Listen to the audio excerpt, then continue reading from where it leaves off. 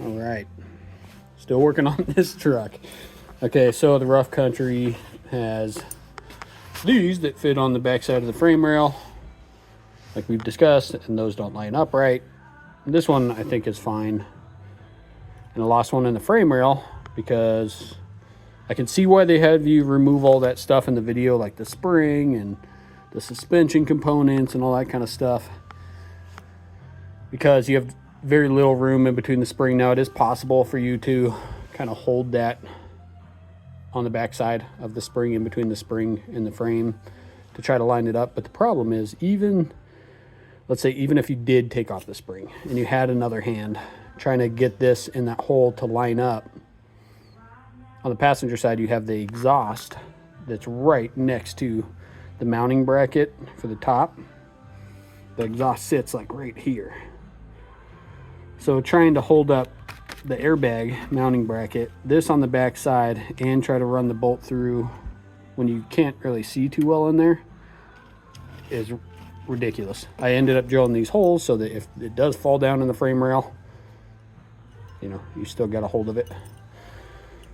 But I'm ditching this idea. Rough Country, I mean, you have to do all this extra stuff to be able to do this little option. I'm ditching this. So I took the idea of the Lift 500 and I got some 20 gauge galvanized wire, and I went to Ace Hardware and I got these. These are stainless steel. They didn't have any grade 8 like these. I just took, you have like 8 of these, I think, or more, maybe 10. And so I made sure that this fits in the frame from the backside. Well, I just put it up against the frame, made sure it fits in the slots, and it does perfect.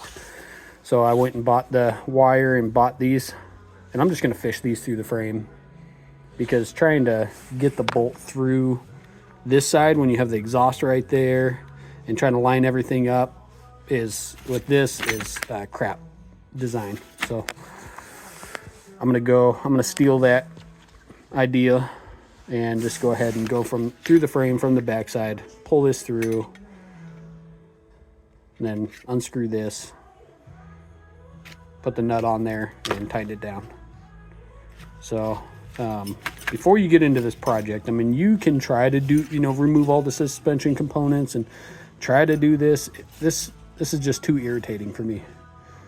And especially since those holes don't line up, you're going to run into that too. I have the welder out. I did fix the other one because it wasn't, the bolt wanted to go sideways because this was off center. So instead of dealing with the welding and redoing these and doing all that crap, I would just say go get this. That's my personal preference. So to spend the extra 20 bucks, I think it was. And I got lock washers. I know I didn't really need to, because I'm still going to use the other lock washer and stuff. But, or the locking nuts, Nyla. But that's just me. So I'm still going to overdo it and use the lock washer and whatever. But they only had 2 of the normal nuts left. So, in the stainless steel, I know I could have mismatched, but I like stainless steel with stainless steel. So they had these, so I went and bought those. So anyway, that's my advice. I'll update the video once it's all put in and kind of explain what I got going on.